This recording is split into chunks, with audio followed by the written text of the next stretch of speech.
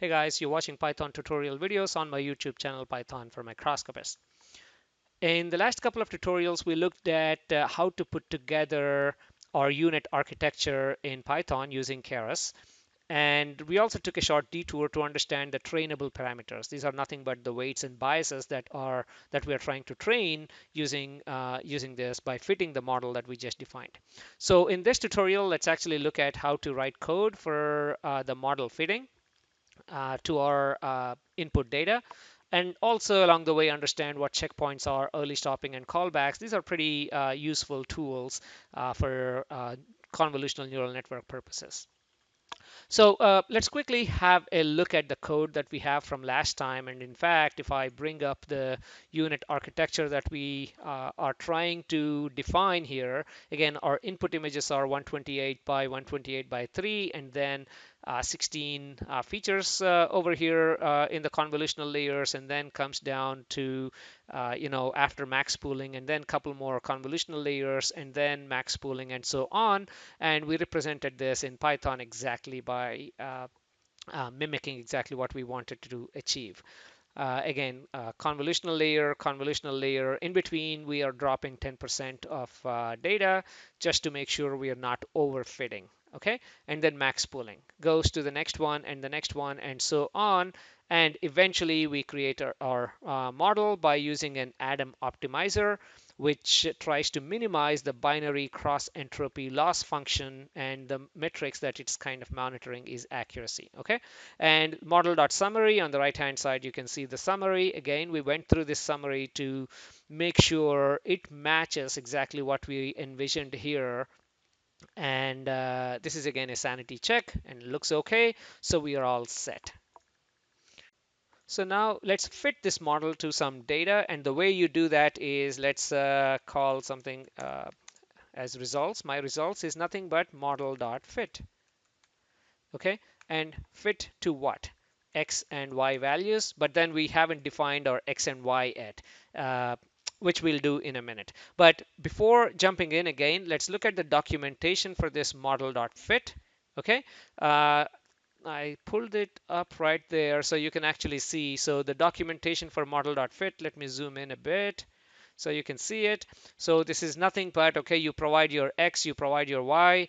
What is the batch size if you want your data to be divided into various batches, and how many epochs do you want to run this? Epoch is again one full feed forward and backward.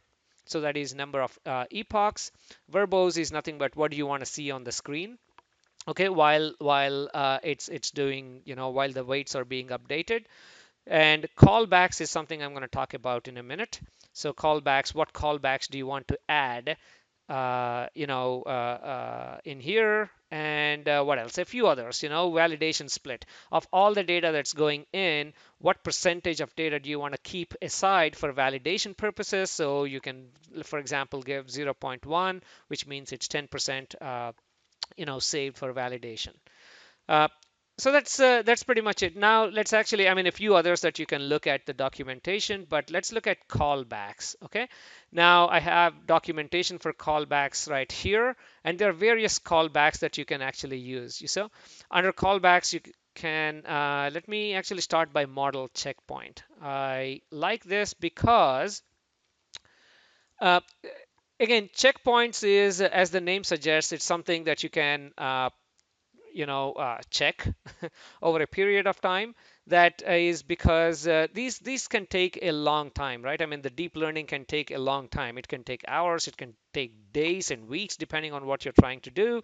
But if something stopped unexpectedly, you don't want to lose something, you don't want to lose all the work.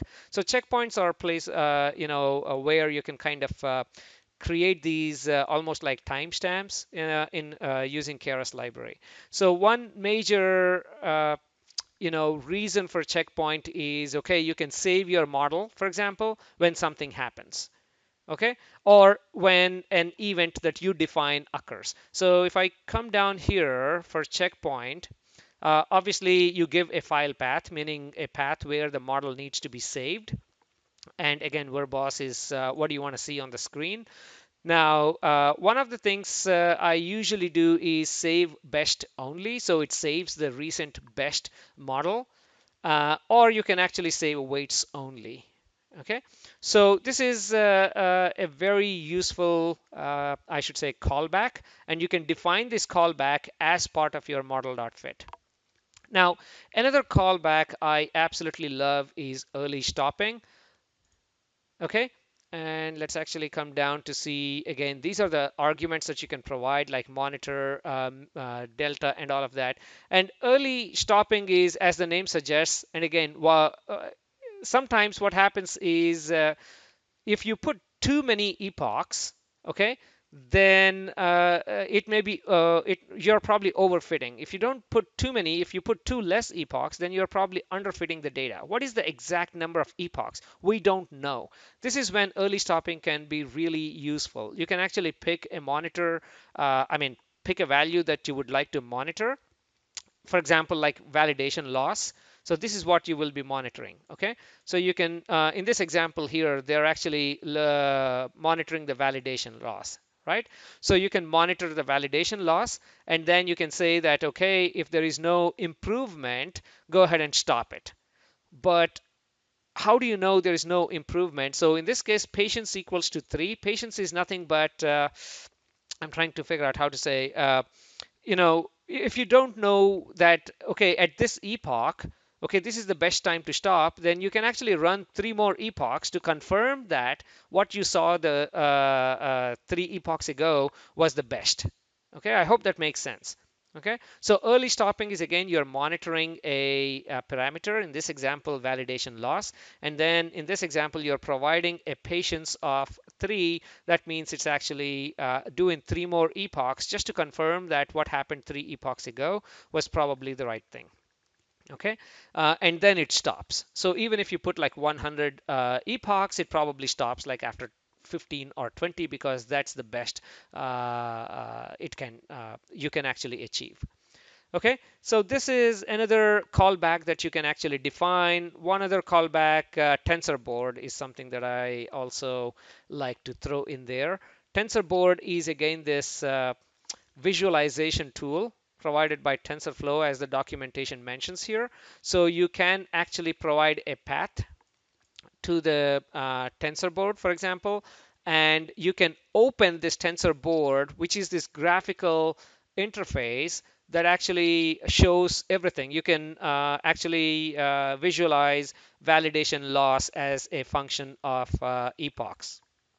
You can look at training loss as a function of epochs. You can look at a whole bunch. You can, it's a great visualization tool. And again, there are many videos out there that actually talk about this. If I have time, I can actually go through this. I'm not an expert at TensorBoard. I just looked at the top 2 parameters that I monitor on TensorBoard. But again, this is one of the, I would say, very useful callbacks that we can include as part of our model.fit. Okay, so now let's get back to the code and include all of these 3 or 4 that we actually talked about as part of our model.fit. Okay, so first let me create some room so we can easily see the screen. Okay, there you go. And now let's start by, actually, let's separate this. Let's start by adding a model checkpoint. Okay, so model checkpoint, and again, this is the documentation we already saw here. Model checkpoint right there, and this is part of our Keras callbacks. So it is keras.callbacks.model checkpoint. So let's go back to the code, and let's say checkpointer, okay, equals to tf TensorFlow Keras. Within Keras, it's called backs, and this is called model. There you go. So model checkpoint. Now the first thing is we have to give a name for our model. So since we are looking at cells or nuclei, I'll just say model for nuclei, and the file is saved as an H5 file. Okay, so let's do that. And what other parameters? Let's actually look at verbose equals to 1 so we can see something on the screen. And what else do we have? I think let's do save best only, right? So that's one of the options. Save underscore best only. Let's go back and let's do that, and let's call that true. I think we need uppercase T. Sorry. Okay, so that's one callback that we will be using. The other callback would be early stopping and TensorBoard. So instead of actually defining each one separately, let's actually call something callbacks. Okay, here I'm going to provide all my callbacks. Okay, so the first callback I would like to do uh, TensorFlow Keras callbacks, and let's do early stopping and or patience, okay, equals to, let's just put 2 for now. And what do we monitor? The validation loss is not a bad one. Okay, so let's see, is I think everything looks okay. So callbacks, early stopping, yeah.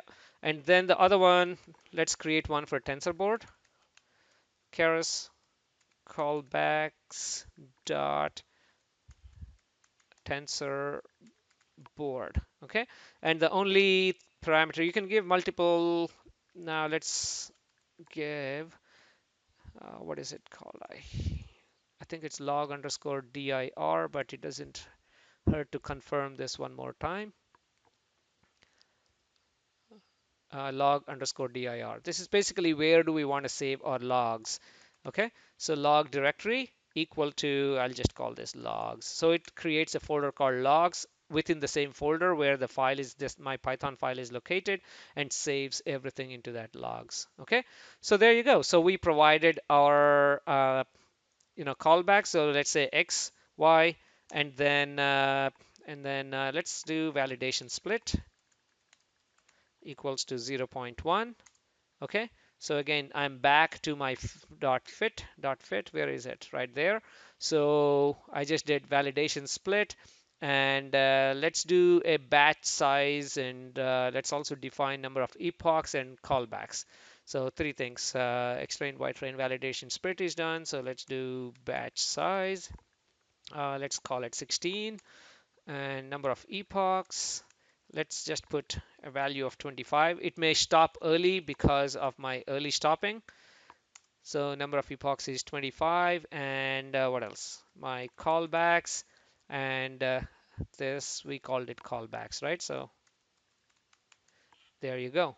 So I think this is all it takes, except we didn't define what x and y are because we haven't imported any data yet. Okay, but we'll get there slowly.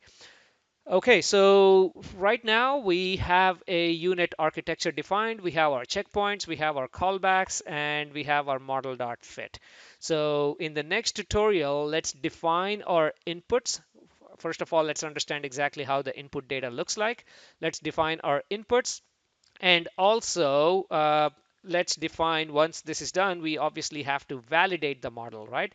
Let's actually look at a couple of, randomly pick a couple of images from our input or validation data sets, and then visualize them to make sure the results that we are getting kind of make sense. Okay, so let's meet in the next tutorial. Until then, please do not forget to subscribe to my channel. Thank you very much, and let's meet in the next tutorial.